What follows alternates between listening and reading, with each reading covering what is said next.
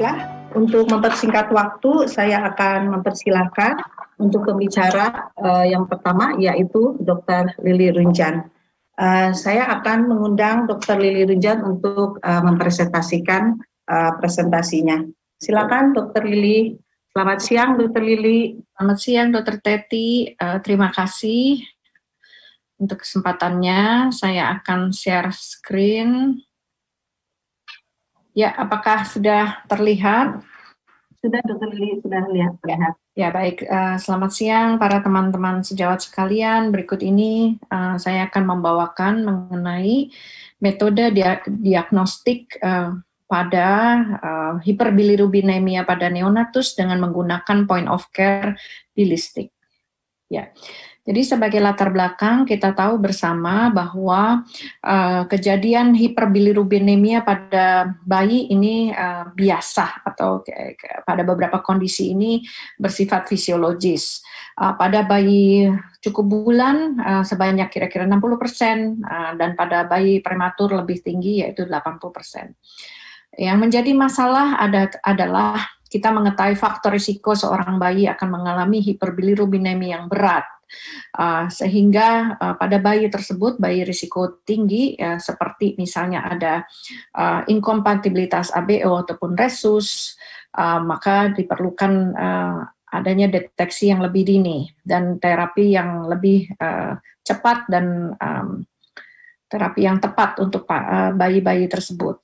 Karena kita tahu bersama bahwa hiperbilirubinemia yang berat ini akan menyebabkan kejadian Kern icterus yang menyebabkan kerusakan otak permanen. Nah, yang menjadi masalah di Indonesia, lakukan pengecekan kadar bilirubin serum ini ternyata tidak tersedia di semua center, terutama di daerah-daerah rural. Ya. Nah, ini sebetulnya data yang saya presentasikan ini adalah prevalensi hiperbilirubinemia yang berat di Indonesia pada saat itu tahun 2010. Pada saat itu dikumpulkan data tersebut karena kita tahu bersama di Indonesia ini untuk data ini kita sangat miskin, jadi kita nggak punya data sama sekali apa yang terjadi di pelosok-pelosok. Nah, apa yang kita lihat ini Indonesia ya ternyata masih banyak ada di berbagai distribusi di berbagai pulau ya ada yang di atas 30. Jadi bayangkan bilirubin di atas 20 aja sudah ekstrim, apalagi sampai 30 ataupun di atas 40. Yang kita lihat nih yang 30-40 warnanya orange, yang di atas 40 merah ya. Ini tersebar ada di Kalimantan, kemudian Sulawesi, ada juga di Sumatera ya. Jadi kita lihat ternyata ini seperti puncak gunung es. Jadi kita tidak sadar bahwa sebetulnya ada bayi yang mengalami hiperbilirubinemia yang berat. Nah, pada saat itu kira-kira bulan Mei sampai Juli tahun 2010 itu diadakan penelitian observasi mengenai kejadian hiperbilirubinemia yang berat ini, yaitu diambil dari 28 rumah sakit, sehingga kita mendapat prevalensi dari hiperbilirubinemia di Indonesia, walaupun ini tidak akurat karena hanya di 28 rumah sakit, itu prevalensinya adalah 3,8%. Kemudian kita mengidentifikasi masalah saat itu bahwa kurangnya pengetahuan bagi orang tua ataupun pekerja kesehatan mengenai bahaya dari hiperbilirubinemia ini, terutama hiperbilirubinemia yang berat. Mereka sering sekali bayi dipulangkan tanpa dilakukan screening bilirubin, terutama juga pada bayi yang risiko tinggi. Nah, bilirubin tes ini juga hanya dilakukan bila bayi terlihat kuning. Padahal kita ketahui ada beberapa bayi dengan warna kulit yang berbeda, dia sering sekali itu menipu. Ya. Nah, kemudian pada saat andai kata mereka datang ke rumah sakit, terutama di daerah rural, itu fasilitasnya tidak selalu tersedia, terutama setelah after hours. Jadi setelah kira-kira udah jam 4, jam 5, ataupun hari libur, maka itu laboratorium tidak terbuka. Jadi nanti menunggu sampai hari Senin. Nah, hari Senin dia sudah menjadi severe, benar-benar kadar bilirubinnya luar biasa tinggi. Di samping itu pula, andai kata labnya mengerjakan, kemudian dikirim atau dari ada kunjungan rumah, ya dikirim hasilnya. Nah, ini waktu untuk mengirim juga karena ini di tiap pulau fasilitas untuk transportnya berbeda. Ini menyebabkan hasilnya juga tidak akurat ataupun keluarnya hasil terlambat. Nah, sehingga berangkat dari semua observasi tersebut diadakan penelitian kerjasama, itu dikenal sebagai Billy Matrix Project. Penelitiannya dilakukan kira-kira tahun 2014 sampai tahun 2015. Ini project ini dikepalai oleh Richard Weinberg dari Amerika. Pertama dilakukan pilot project di RSCM. Ini pada saat itu kita melakukan pengumpulan bilirubin cek dengan menggunakan Billymetrics, ya pada saat itu disebut Billymetrics, nanti setelah itu namanya berganti menjadi Billystick, ya. Ini 387 bayi, ternyata korelasinya ini baik dibandingkan dengan pemeriksaan serum bilirubin, ya, dengan yang laboratorium. Kemudian setelah selesai pilot study ini dilanjutkan dengan penelitian di 8 center di Indonesia sampai akhir Desember. Nah, ini terlihat situasi pada saat meeting. Ini adalah rumah sakit yang terlibat, jadi di RSCM beserta dengan RSUD, kemudian rumah sakit Prof. Kandau Manado, dan juga di NTT rumah sakit Prof. Johannes, ya. Ini adalah jarak dia dari rumah sakitnya, ya, ke center yang lebih pusat, ya. Kemudian ini situasinya bagaimana belajar mengenai bilistik, melakukan pemeriksaan di bayi. Jadi produk yang saat ini kami perkenalkan untuk teman-teman sejawat sekalian, ini sebetulnya sudah diuji coba di Indonesia sendiri, ya. Jadi penelitiannya sudah dikerjakan di Indonesia. Ini adalah untuk mengukur bilirubin sebagai point of care, jadi bisa dilakukan secara bedside. Ini kecil, ya, jadi mudah dipegang oleh tangan dan bisa untuk mengecek konsentrasi total bilirubin serum. Hasilnya ini cepat, hanya kira-kira 2 menit, dan bisa mengecek kadar dari 1 sampai 40 mg per desiliter, walaupun bisa juga menangkap hasil di atas 40 mg per desiliter, namun kurang akurat. Jadi kalau menemukan misalnya dicek bilirubin hasilnya 45, tolong di cross check dengan laboratorium karena bisa salah terhadap di atas 40 mg per desiliter.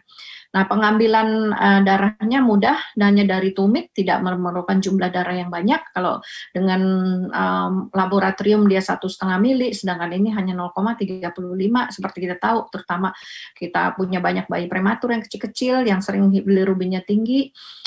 Itu kalau kita ambil dengan 1,5 mili, tentunya dia akan cepat menjadi anemi. Nah, sedangkan kalau ini alatnya bedside, hasilnya cepat, jadi kita bisa segera lakukan fototerapi yang intensif dan jumlah darah tidak perlu banyak, ya. Ini mudah sekali digunakan, dia bisa ada printernya, ya, jadi hasilnya bisa di print out, ya, dan akurat dibandingkan dengan hasil laboratorium. Nah, dilengkapi juga yang terbaru, jadi pada saat yang RSCM waktu itu terlibat dalam penelitian, itu yang model lama, sekarang yang model baru, dia dilengkapi dengan Wi-Fi, jadi bisa link dengan laboratorium, jadi hasil dari Billystick-nya ini, misalnya sedang periksa untuk di NICU, nah kemudian lab-nya misalnya di mana ada jarak, nah itu bisa semua hasilnya terlink, bisa dimasukkan ke elektronik, di data medical record, ya. Nah, kalau kita bandingkan, ada beberapa metode cara pengukuran bilirubin, yaitu dengan Billystick ini sendiri, dengan lab ataupun transcutaneous bilirubin. Masing-masing punya kelebihan dan kekurangannya, ya. Cuman yang point of care, artinya bedside, itu adalah 2, yaitu dengan Billystick ataupun transcutaneous bilirubin, yang responsnya cepat, ya. Itu keduanya, yaitu Billystick dan transcutaneous. Pada transcutaneous ini ada kelemahannya keakuratannya adalah pada bayi dengan kulit yang gelap, dia tidak bisa mendeteksi kadar, jadi sering salah. Kemudian dia juga kalau kadar bilirubin tertentu di atas itu, dia hasilnya tidak akurat. Ya. Ini caranya, mungkin saya lewat, nanti ada video ya. Jadi yang penting saya sebentar ini saya lewat, nanti kembali ya. Yang perlu saya sampaikan untuk teman sejawat sekalian, setelah tadi hasil dari seluruh Indonesia dikumpulkan, penelitian ini dilanjutkan dengan uji diagnostik di 3 negara yang lain, yaitu Nigeria, kemudian Egypt, dan Vietnam. Hasilnya, ini seperti kita lihat, Indonesia hasilnya benar-benar sama ya, di tengah sini, sama dengan laboratorium, ini yang Egypt, ini Nigeria, dan Vietnam, dengan positif dan negatif predictive value-nya tinggi, sehingga kita bisa katakan bahwa bilistik ini merupakan untuk alat point of care untuk mendeteksi kadar bilirubin yang akurat. Ya, kemudian tahun itu dipublikasi tahun 2018 dan tahun 2019 ada penelitian yang lain di Malaysia, ternyata mereka juga menemukan yang sama, hasilnya juga akurat dengan menggunakan bilistik ini. Ya, keuntungannya ini sebagai yang tadi saya sebut, terutama bagus untuk daerah-daerah rural yang tadi kalau laboratoriumnya tidak buka after hours ataupun hari libur, dan juga ini kalau bagi siapa yang menginginkan hasilnya cepat supaya bisa diterapi dengan cepat ya, misalnya mungkin ada tadi kunjungan ke rumah, ada bayi-bayi risiko tinggi ya yang dipulangkan kemudian dimonitor. Kemudian juga mungkin di rumah sakit tertentu dia butuh hasil yang cepat ya, ataupun tadi jumlah darah yang lebih sedikit dari yang seharusnya, maka ini bisa menjadi alat yang baik bisa membantu kita ya.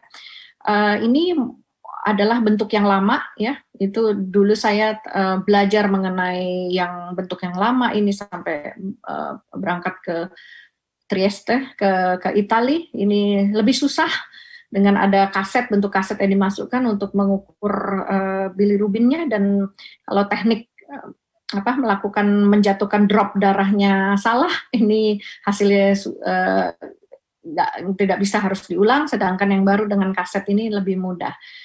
Mungkin saya share ini videonya ya, supaya ada bayangan bagi teman-teman sekalian. Ya.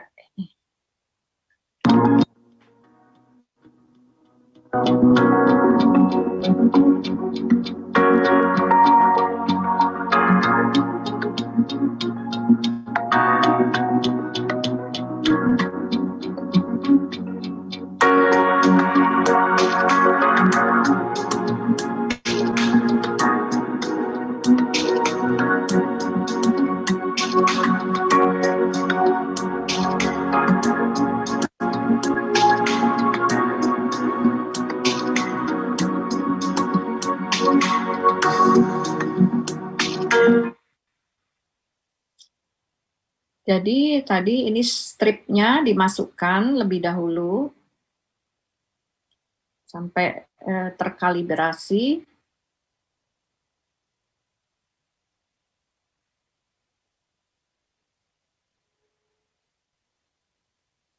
Kemudian ini pipet untuk pengambilan sampelnya.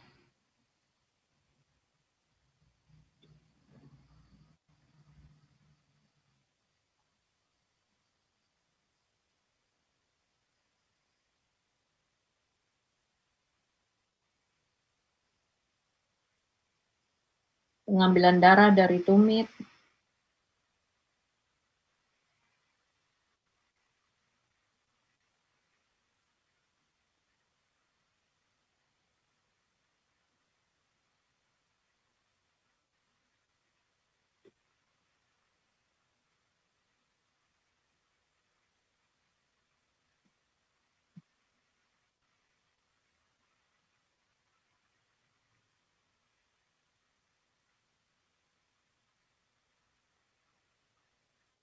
Jadi dia di pipetnya ada batasnya, jadi kita tinggal ikuti batasnya itu. Kemudian diteteskan tadi di stripnya.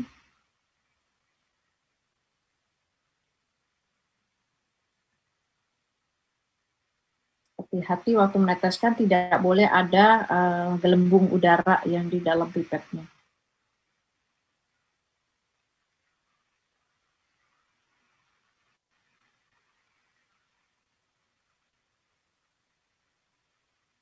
Ya, kemudian tekan tombol M.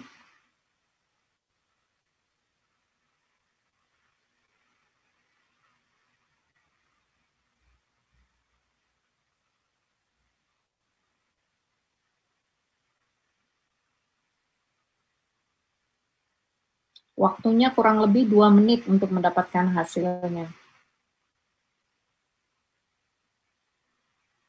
Ya, di sini terlihat ada yang dalam miligram per desiliter atau mikromol per liter.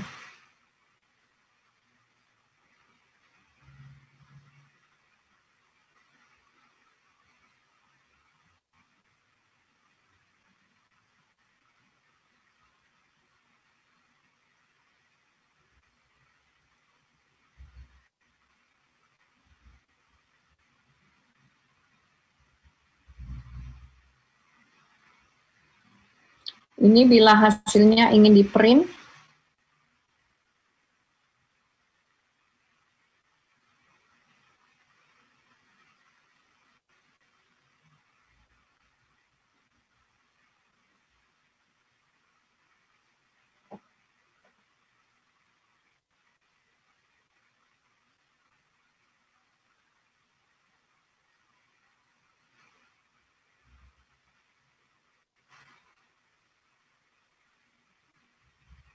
ya, demikian. Jadi apa yang boleh saya sampaikan dari sharing siang hari ini adalah kita mempunyai, ya jadi Dr. Teti, ini kita mempunyai ada alat yang saat ini sudah ada di Indonesia yang kita bisa pergunakan sesuai dengan setting masing-masing neonatal unit dan sudah diteliti, sudah menjalani penelitian bukan hanya di Indonesia, juga di beberapa negara lain, jadi sudah beda, maksudnya ada rasnya beda ras, ya. Jadi ini sudah mewakili beberapa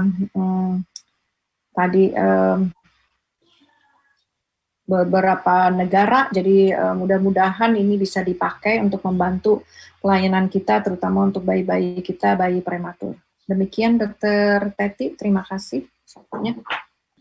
Baik, terima kasih Dr. Lili atas presentasinya. Saya rasa alat ini sangat baik ya, terutama untuk kita negara-negara berkembang, di mana saya lihat alat ini sangat mudah untuk memeriksa kadar bilirubin dan juga pengambilan darahnya juga sangat simpel. Mudah-mudahan ke depannya kita bisa semua menggunakan alat ini, Dr. Lili. Oh iya, selamat Dr. Lili ya, sudah mendapat gelar FRACP ya. Selamat ya Dr. Lili. Ya, baik, terima kasih atas presentasinya. Untuk selanjutnya kita akan lanjutkan untuk sesi berikutnya. Sebelum itu kita akan berikan dulu untuk jeda transisi. Silakan.